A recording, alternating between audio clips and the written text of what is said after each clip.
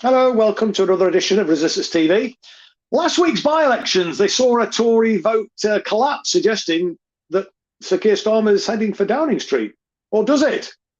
Well, joining me to consider this are two students of psephology. James Giles, it's his first time on Resistance TV, who's an independent councillor from Kingston-upon-Thames, and Phil Bevin, who has been a regular on Resistance TV. He's, as people will know, our regular viewers, an independent researcher and writer. And in a previous life, he was an aide to Jeremy Corbyn when he was the leader of the Labour Party. So let me welcome you both, and perhaps start with you, Phil, if I can. A lot of the speculation is that Keir Starmer's heading for number 10. He's on a very clear trajectory now, it seems, according to many of the pundits. Anyway, what's your thoughts? I mean, I looked at the results, and I think that actually, for example, in Selby and Ainsty, the guy who won got, if I'm not mistaken, a smaller vote than was achieved by the Labour candidate when Jeremy Corbyn was the leader. But perhaps you could explain that and indeed talk about some of the other by-elections and what your thoughts are in regards to what that means for the subsequent, if anything, for the subsequent general election when it comes. Okay, thank you, Chris. Always good to be on.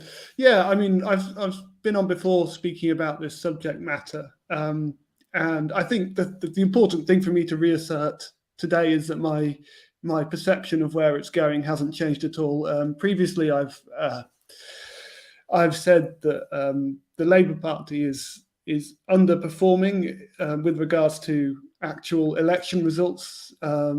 Just to put the context in place, the Labour Party themselves say that they need a swing of around 10 points to be 14 points ahead of the Conservatives at the next election to gain a majority of one. So they need a Blair era style swing to get the smallest possible majority. So in that respect, we're looking for a Blair-style swing, actually a bigger than Blair-style swing, if Keir Starmer is going to be confident of getting to Downing Street. Now, to my mind, that would mean he should have won at least two of these by-election results. Now, the name of the constituents escapes. Was it Selby and Ainsty? Oxbridge. Oh, Selby and Ainsty. Yeah, that's right. Yeah. I mean, that one to me, as with the Somerton and Frome one, looks like a traditional protest vote, in the sense that people flocked to the parties that they thought were most likely to kick the Tories out and send a message to the government. And also for the Selby one, you had as you said, you had a low turnout as well. So it suggests that people weren't particularly motivated. But the interesting thing for me is the Uxbridge one, because if Labour were really riding high, you would expect them to be able to take that seat fairly comfortably. In effect, they I think it was something like 5.9%. They upswing on last time, I think they got, which is interesting because that corresponds to a very similar figure that they were getting in local election results early this year. So I suspect that where Labour actually is in reality is probably something like 5 to 7 points ahead of the Tories in the polls, which might deliver a sort of a Labour as the largest party in Parliament an election, but you're not looking at majority. And then even then, it wouldn't take much to undermine their position as it currently is if something goes wrong. And Keir Starmer, he just isn't very likable, to be honest with you. So, I don't think the polls are correct. I think these recent by-elections basically reinforced my existing view, which is that the Labour Party is underperforming on where it needs to be. What's your thoughts then, James? Because I mean, this seat in Uxbridge that Phil said that if Labour was riding high should be won easily. I think even in the Blair swing, and maybe slightly different boundaries, I don't think Labour even took it then. I think, in fact, there might have been a by-election shortly after the 97 election, and I seem to recall, I might be wrong on this, but I seem to recall Tony Blair going and and campaigning in the constituency, and it was still held in the by-election shortly after the '97 general election as well. I mean, is your thoughts that similar to Phil's, that the polls, the opinion polls, don't necessarily tell a true picture, and that these results, contrary to what many of the pundits are saying? Indeed, I was talking to a guy who's a supporter actually, and he's absolutely he's pretty depressed about it, I've got to say, but he's sort of a view that Sir Keir Starmer, it's a shoe-in, and that Labour's going to walk it. I mean, what's your thoughts, Jane? Well, look, Uxbridge has always had a habit of doing something a little bit out of the ordinary. I mean, you're right. Successive by-elections, Labour haven't been able to win the seat. The last time Labour held it was in 1966. And of course, in Uxbridge, there was the rather unique local campaign issue, which was the ultra-low emission zone, or the ULEZ, yes. Which is being promoted by Sadiq Khan. And the Conservatives really did capitalise on that. But I think that should send a real spark of danger to the Labour Party, which is, Sadiq Khan is, for all intents and purposes, perhaps with the exception of Andy Burnham, the most powerful elected Labour politician in the country at present, holding the office of Mayor of London. And actually, that's only one part of London. But when that part of outer London looked at Khan's policies, and the Conservatives were very successful in turning it into a referendum, if you like, on the ULEZ, people didn't like what they saw. And in the days following the by-election, you saw Keir Starmer, in effect, throwing Sadiq Khan under a political bus regarding ULEZ. Now Sadiq has promised he will continue pressing on with the implementation of that.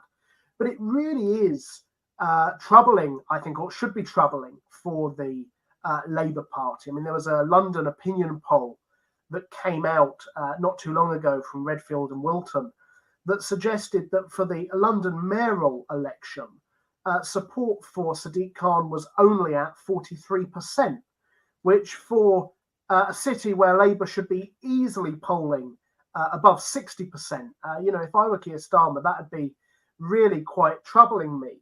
Now, you're quite right. They were able to overturn the majority in Selby and Ainsty. I'm not convinced, however, that was with a swing away from the Conservatives to Labour in the conventional sense of people switching their votes. I think you made a very good point at the start that the actual number of votes for the Labour candidate was smaller than in previous general elections. Now, obviously, one shouldn't compare the number of votes in a by-election. Turnouts are typically lower.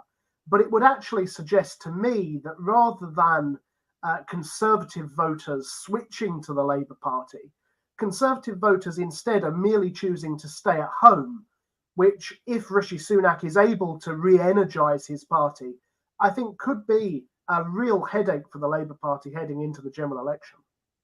What do you think then that Rishi Sunak could do to re-energise the Tory party then, James? Because there's only probably a year, isn't there, before an election? You think people would be potentially persuaded to...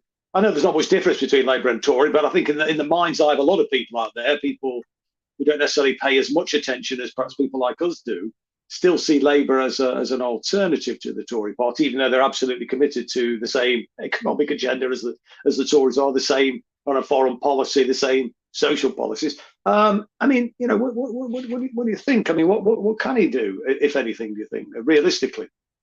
Well, it's a real challenge, isn't it, for Rishi Sunak at the moment? I mean, there's been some semi-outlandish things, I think, in the mainstream press around things like abolishing inheritance tax, for instance, which would, drive only a further hole into the budget mess that the Tory government's created over the years. But, if it's last chance saloon for Rishi Sunak, if it's a case of, well, we're probably going to be out of government anyway, if I were him, why not roll the dice and try and get some of your older Tory voters back out and voting for you?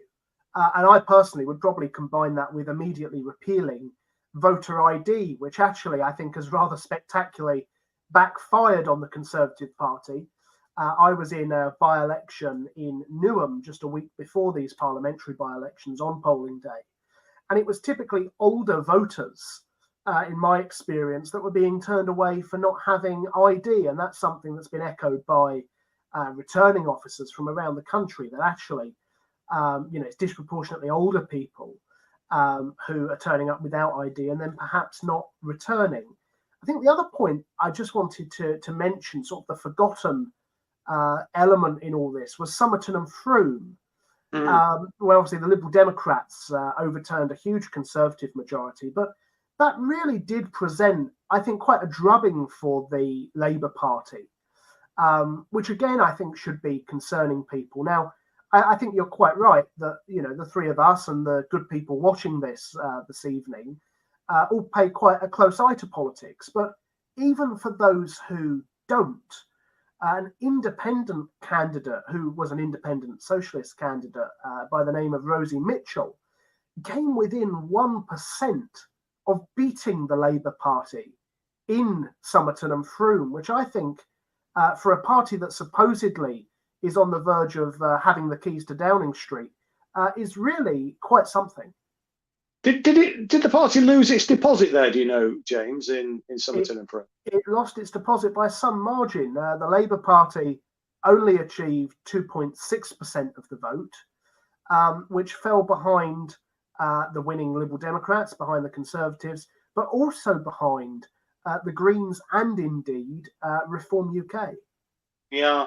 And just before I come back to Phil, I mean, is that, and let's just do that comparison that Phil was talking about, James, in his opening remarks.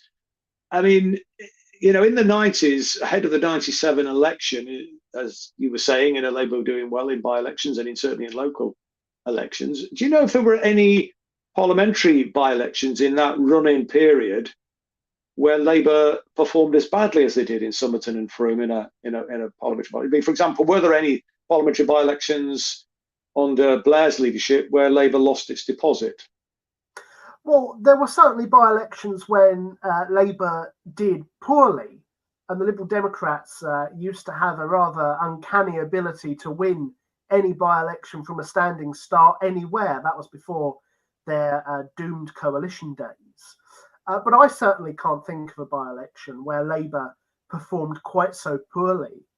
I think the only other by-election that would come to mind would be the Richmond Park by-election in 2016, which was really, to many, a referendum on Zac Goldsmith, who at the time, following his disastrous London mayoral bid prior in the year, was seen as quite a toxic figure. And there was an element, I think, of tactical voting. But what makes me hesitant to describe Somerton in the same way is the fact that, rather stunningly, the Green Party emerged in third place, but with over 10% of the vote, 4 times as many votes for the Green candidate as there were for the Labour candidate, which would suggest to me that there's, frankly, something wrong with left-leaning voters for the Labour Party, and who would be surprised given the way in which the party is headed under Sir Keir Starmer. So, I mean, I guess on that point, then some of the smaller left of centre parties could have a significant disruptive impact in a general election. Then, certainly in some marginal seats where, I'm not saying they necessarily win, but they might take sufficient votes away from the Labour Party to prevent them from actually, securing the seats. Do you think that's likely? Yeah, I think that could happen in a number of places. If people target carefully and put effort into certain seats, and that also requires, dare I say, and I know it's often a contentious subject, I think an element of cooperation and unity. Rosie Mitchell stood on the ballot paper purely as an independent. So if you didn't follow politics quite as closely as we do here, then you could be forgiven for thinking that she was any number of political views. Whereas the Green Party have, for better or worse, quite a clear national brand. and play on that. And, you know, if there was an emerging genuine left alternative that had a clear message that people could rally behind, then I really think they could make an impact. And just one final rather geeky point, if I may, I think where a lot of left-leaning parties have struggled in the past at general elections, certainly the people sort of to the left of Labour, if you like, is not standing enough candidates to qualify for major party status by the BBC. If you stand, it's somewhere in the region of 100 to 150 candidates under your party banner.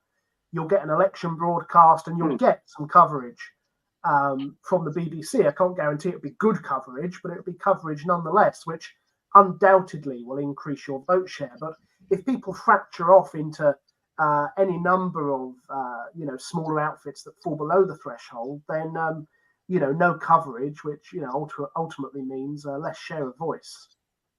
Well, that was, of course, one of the reasons why the Trade Union and Socialist Coalition was established, to try to bring people together to ensure that they meet that 100-seat threshold to secure that coverage that you're talking about, James. Now, whether or not Tusk can be the body that holds the ring to try to bring the disparate political parties, some of which have been around a long time, others are just emerging.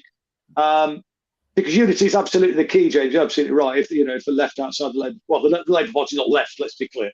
Left-wing parties, progressive parties, if they're going to have any chance of getting any traction, of breaking through, which is a big tall order, but if they are going to do it, they absolutely have to unite. We have to put into practice that old Labour movement maxim that unity is strength, but the Labour movement is often very, very poor at actually delivering in reality. But just Phil, just going back then to the poor turnout and what that might mean. I think back now, I'm old enough to remember all these elections. My first election was in 1974, actually, before you two were born. But going back only as far as 2001, that you may have some knowledge about or remember.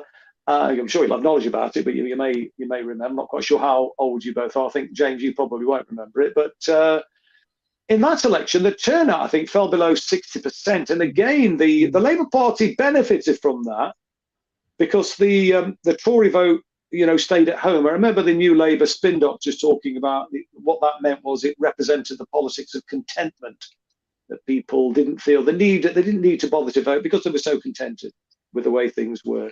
And that's why they won on such a small turnout. Do you think that could happen again, and that might let Labour in? Because like we've seen in this election here, that the Tories stayed at home. Do you think that is a possible, notwithstanding what you previously said, but does that give you any pause for thought in relation to what might happen?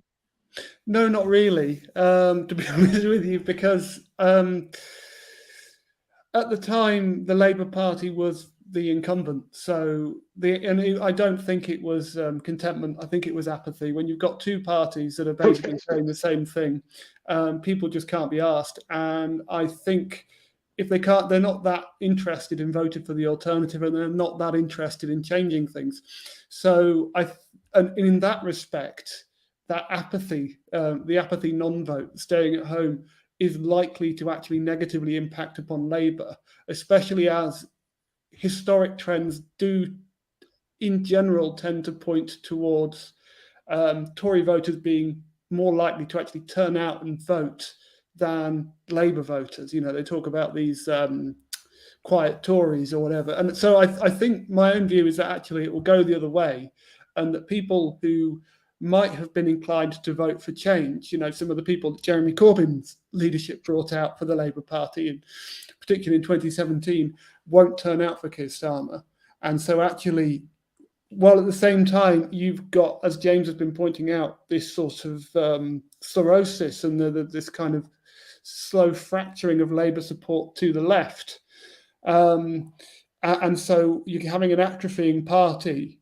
And I think that's going to hurt it, because, as going back to my earlier point, that the Labour Party, by their own recognition, needs a Blair era result for a majority of a Blair era kind of vote share percentage for a majority of 1. If you lose that 1, or if you don't quite even meet the 1, there's a huge amount of risk that they're risk incurring here by being too literally conservative. I think that Labour really, to my mind, and the big sign that Labour is in trouble was again the local election results earlier this year, because I made the point before, but in 1996, the local election results showed Labour with, I think it was about a 14-point lead. The following year, in 1997, they went on with their landslide win of about 13 points. So I suspect, and I said this about my comments with the Uxbridge vote, I think it's quite likely that the local election results this year will be in the same ballpark as the general election results next year. And obviously, unless something big changes, but it is possible that Rishi Sunak could turn it back. I think part of the Tories' problem is Rishi Sunak, not necessarily just because of him, but because they got rid of Boris Johnson, who was a relative electoral asset for them. And so, but I don't think it looks that good for Labour, to be honest with you. No. I mean, going back, as you mentioned, those local elections in the run into the 1997 general election. I mean, I was actually campaigning in those elections and indeed stood. And I remember Labour were winning councils, winning every single seat. As you know, when they're all-out elections, Labour were winning every single seat. I mean, in Derby, we've nearly won every single. We had all-out. We don't normally have all-out elections in the city where I live. But that year we did, because there'd been some boundary. Oh no, it was because they'd become a unitary authority. I beg your pardon, it wasn't boundary. It was because they become a unitary council. And out of 44 seats, Labour won 39, I think it was. But there were other authorities where every single seat was falling to the Labour Party. What are the local? I mean, we talked about the outcome of the wide, the England-wide local elections in May, but what's the trend in the council by-elections going forward? Because I mean, they're virtually every week, aren't they? I mean, I don't know if you've had a chance to study those, either of you. What's that showing us? What I mean, are Labour doing better in that, worse in that, or about the same? Well, you have the Newham result recently, with Mehmood Mirza won. But overall, I think, yes, there's been some successes for independents. There's been some successes for Labour. Tories have done generally quite badly, but actually there are places where they've held on as well. James will have his own views on this, but my view is that what we're seeing is kind of a patchwork. So my prediction, as it were, is a mug's game. I don't know why I'm making a prediction, but I will make a prediction. That come the general election, we are going to see some pretty patchy results. And I think that Labour will recover ground in the so-called red wall, which is an awful term, but without another term, I'll use it. I think the Liberal Democrats will do very well at the Tories' expense in the southwest. And I think the Tories are going to lose quite a lot. That doesn't, in my view, to me, it doesn't look like Labour's going to gain enough to form a majority. And I can see a pathway for the Tories just to kind of squeak by and be the largest party, or maybe a tiny majority. But, it will be patchy across the country, I think. That's my take anyway. I mean, have you been looking at the local election by-elections, and are they showing a similar picture, James, or not? Yeah, well, I'm chair of the Independent Councillors Association, and the independents across the country now, I appreciate independents come from sort of a variety of... Oh, yeah, left to right. It's a whole spectrum, I would imagine, yeah. But independents and Greens, frankly, are the people, certainly since May, that have been the victors of more by-elections, I think, than at any point in this sort of time in the electoral cycle. I mean, the elections in May saw the Tories take a real drubbing. They lost more than half of the councils they controlled. They were down over 1,000 seats. But despite that, Labour only gained just over 500, which leaves over 500 seats that went to smaller parties, be them the Liberal Democrats, who gained I believe around sort of 300 to 400. The Greens up almost 250, and indeed independents up a large number as well, a good number of whom I might add were left-wing independents. Yes, we saw in Portsmouth, we saw in Liverpool. I was up in Garston helping Sam and Lucy on polling day in Liverpool, and elsewhere in the country as well. I think the real challenge that the left have when it comes to local elections is building local infrastructure. And that's something that the Green Party in recent years has been able to sort of emulate from the Liberal Democrats. Because actually, once you've got some sort of infrastructure in place, as they do, for example, in Liverpool, I believe in the good old saying of nothing creates success like success. Once you've proven you can win, or at the very least make a dent, then you'll be amazed the number of people that will come out of the woodwork. And in time, as the people on the left move past Labour, now under Starmer, they're lurching away from their traditional values. I think that infrastructure will come with time. And local elections, I think, somewhat unlike parliamentary elections, people are willing to be more flexible with who they vote for. And to an extent, for want of a better phrase, almost take a punt on something a little bit different to see what it's like at a local level. And if they like it, who knows, they might vote for it on a parliamentary level. Well, we've seen this before. I mean, not just at local level. I mean, we've seen it in the European elections when the UK was a member of the European Union. I think the Greens didn't. They actually win the election one time.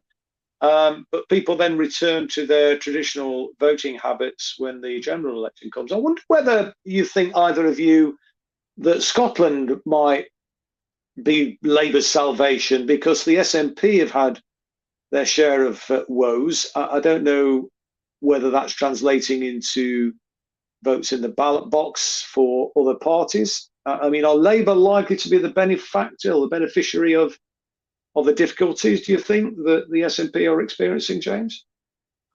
I think it's more likely than not, to be honest, Chris. I mean, it's always rather puzzled me that the people who would be, in my humble opinion, worst affected financially by Scottish independence are often the people who most fanatically support Scottish independence. And I think part of that is that they're typically people who feel forgotten or left behind, and they learn, and they really yearn for something different, because they aren't getting anything from the current system, which I think attracted a large number of frankly working class people and poorer people to the SNP, in stark contrast with the Conservatives in Westminster.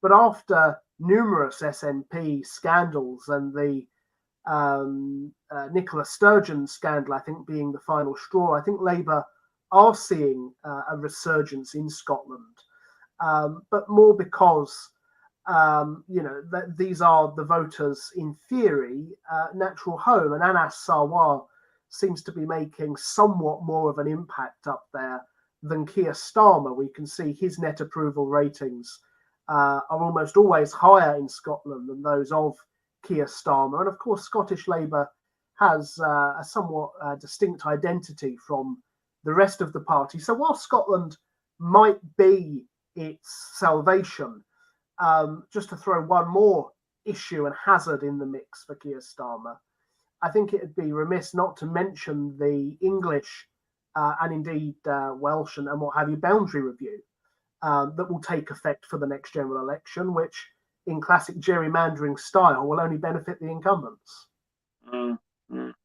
What about you, Phil? What's your thoughts, just perhaps in conclusion, in relation to the Scottish situation? I mean, might that have you sort of factored that into your prediction, or do you think that might sort of slightly knock your prediction off kilter if indeed Labour are significant beneficiaries of the implosion, if it happens, of the SNP's votes? Obviously, the SNP might recover as well, just like Rishi Sunak might. But I think it's a bit of a wild card. I don't have a strong view on it, to be honest with you, except that I think Labour would have to do remarkably well in Scotland to bear in mind they need something like 120 or more MPs in order to form a majority of one.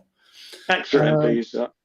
So that additional MPs, isn't it? They need 120 more MPs, is what you mean? Yes. Sorry. Yeah, yes. 100, in addition to what they've got now, which means they need to win back every single seat in the so-called Red Wall and almost double that as well. So what they need to do, and this again, I've said it before, but this is Keir Starmer isn't just an ideologue. He is the right-wing ideologue. But he's also got a strategy because he realizes that he needs to win over Conservative voters. I mean, I don't think he's going to do that. But anyway, the situation in Scotland, I mean, it could help him if it swings that way. But if you also bear in mind that previously when the SNP has, like in 2017, when the SNP hasn't done that well, the Conservatives have also benefited. So, I mean, I'm not particularly informed about the situation in Scotland, but there is also a lot of disenchantment still, I should imagine, with Scottish Labour, which is one of the reasons why the SNP did so well anyway. So I think I would be personally very surprised if it gave Starmer the numbers he needs. And like James said, there's the boundary review that's going to be implemented, and that's going to adversely affect Labour's chances, which they can't afford given the numbers that we're seeing.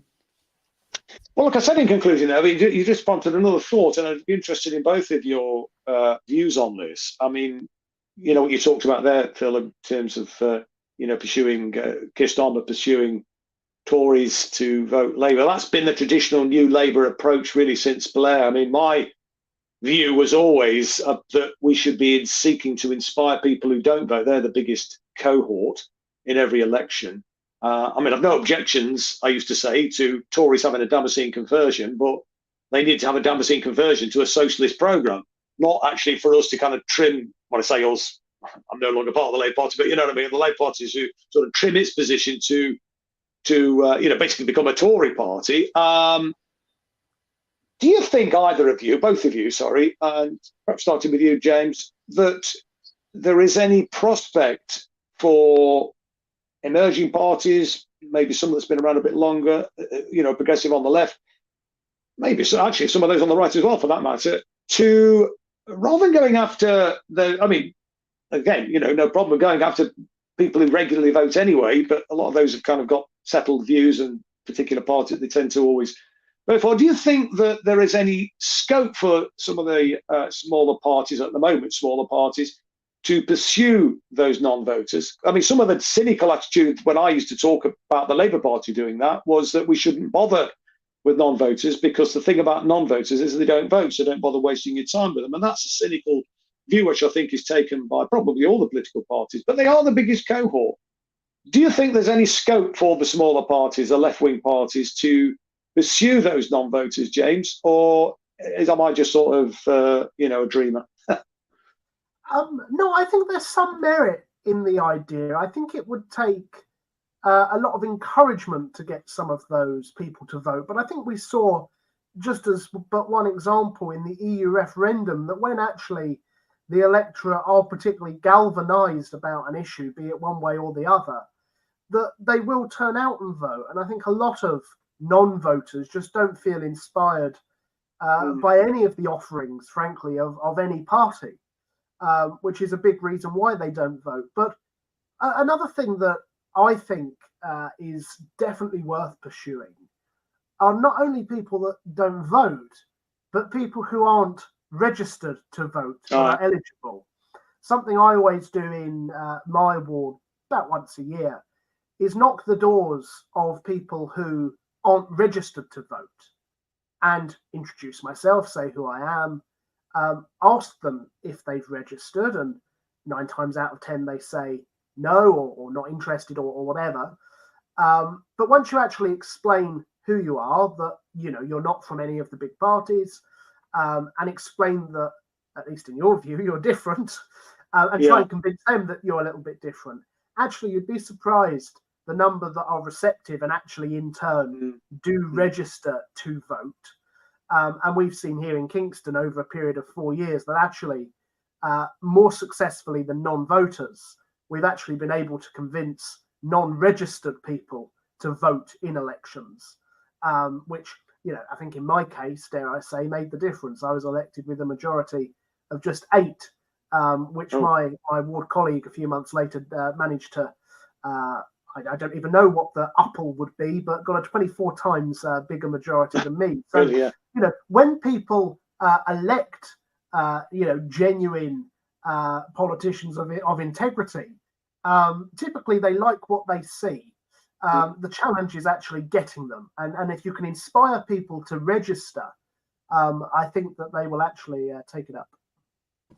Phil, then in final word, do you think there's any merit in it? And perhaps as well, if you think there is, what of the political parties, this is a difficult question to end on, what have they got, these smaller political parties, what have we got to do to actually, make that happen, to get them to come in? And obviously the point that James made about chasing the people that are not registered, but what do they need to do to build infrastructure on the ground to win people's trust?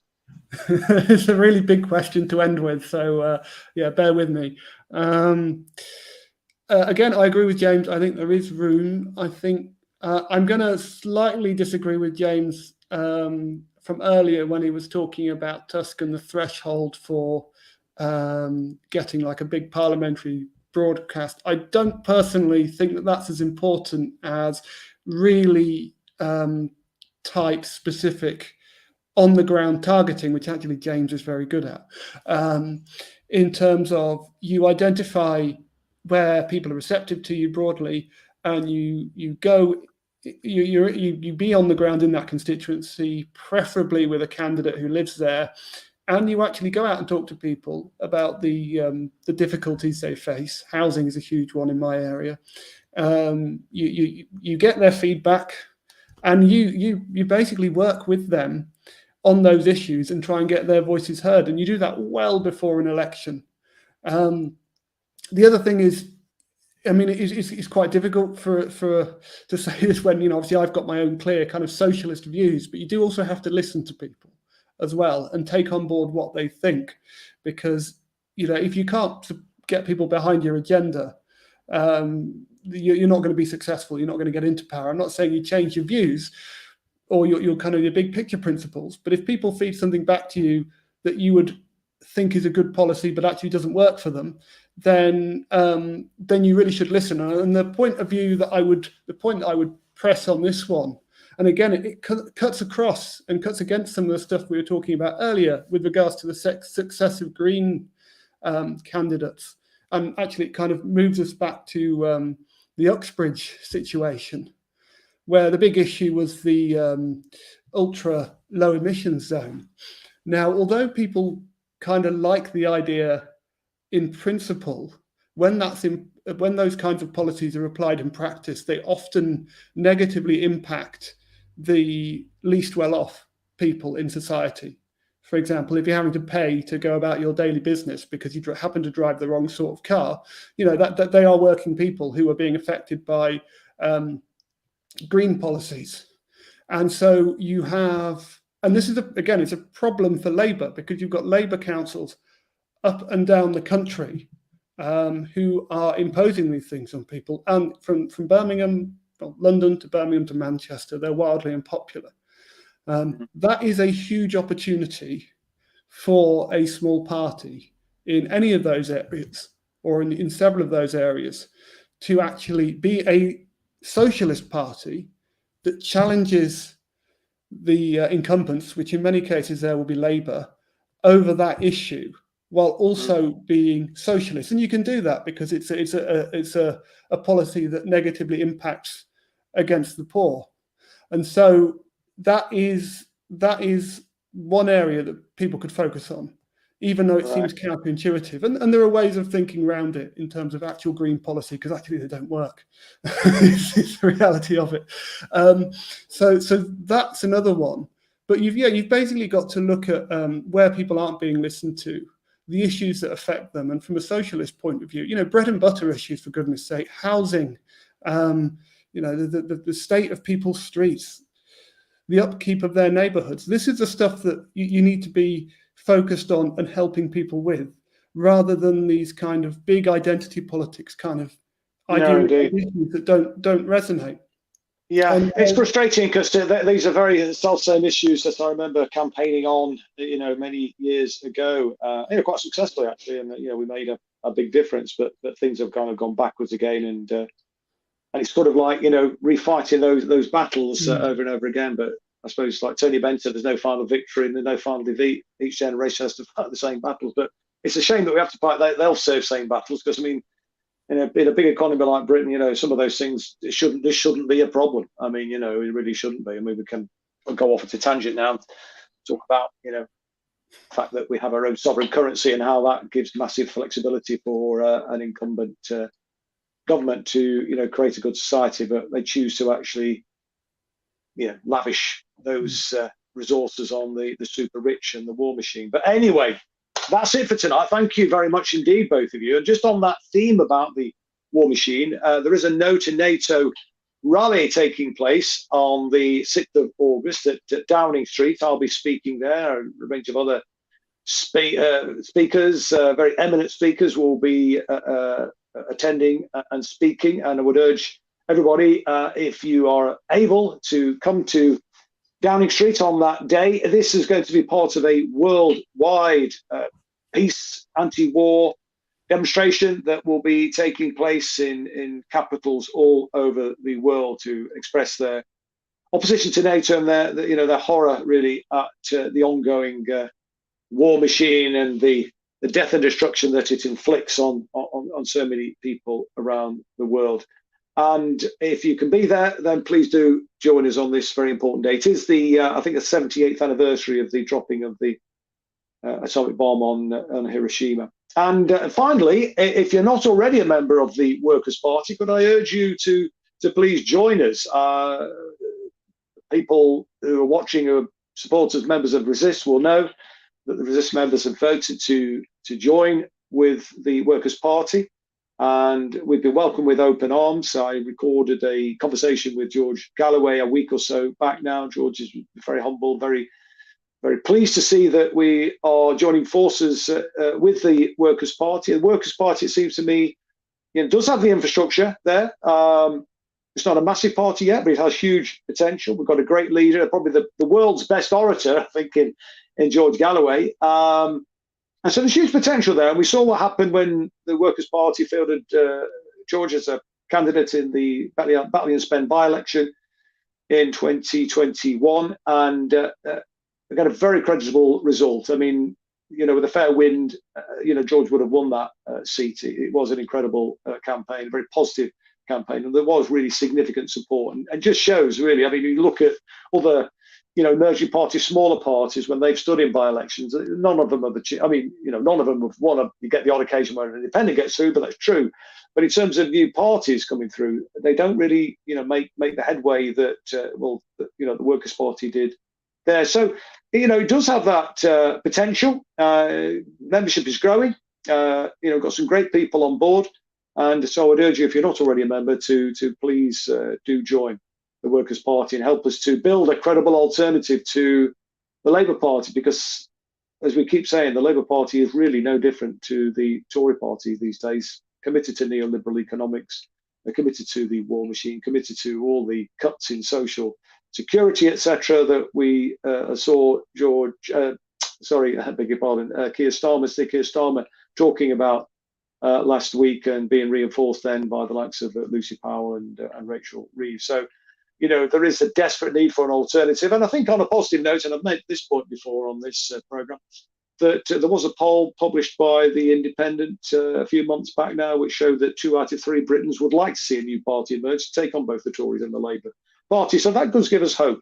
And let's, try and make sure that it's the Workers' Party that fulfills that role. We can only do that if we've got numbers. There is strength in unity, and there's strength in those sort of numbers rallying to a particular cause like that. So let me thank Phil Bevin and James Giles for your erudite contributions this evening. Really interesting. I hope people have found it an interesting discussion. It certainly looks like there's all to play for from the analysis that we've just heard from Phil and James. So let's get to it. Thank you for watching this evening. We'll see you next week, and good night.